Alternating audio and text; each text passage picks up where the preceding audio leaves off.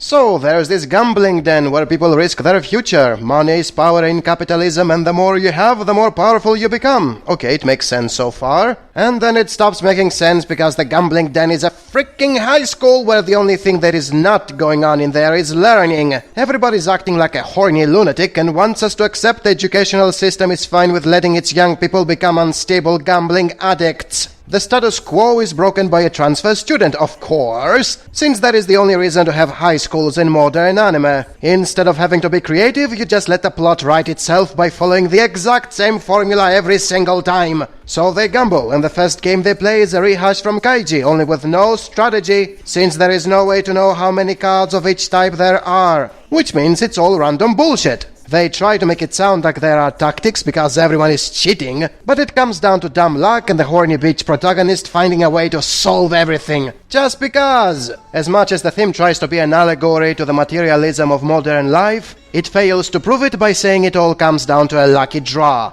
Furthermore, for a gambling series, there is no actual tension since the only thing that is at stake is money. Fortunes come and go in every episode, and although that seems to be ruining the lives of those who become broke, we never see the effects of it besides becoming an errand boy for horny bitches in a high school. Whoa, what a dreadful life it is to not have money, yet still going to a prestigious school and doing a few chores for horny bitches who are probably having sex with you eventually. If that wasn't enough, the main girl in the show is so ridiculously rich to the point she doesn't care how much money she wins or loses, therefore she's not really risking anything. Her objective has nothing to do with making money or making sure you're not going to lose them. The premise is betrayed almost immediately, since everybody gambles because they are addicted to gambling, and not because they risk everything for a better life, like in Kaiji. The series is eventually fairly one-note. There is not variety in personalities since everybody is the same closet psychopath. The games differ but play out in the exact same structure without connecting with one another, thus there is not much of a plot. There is not even much of a worthwhile objective. Every character is self-destructive and has no long-term plans other than coming in his underwear while gambling.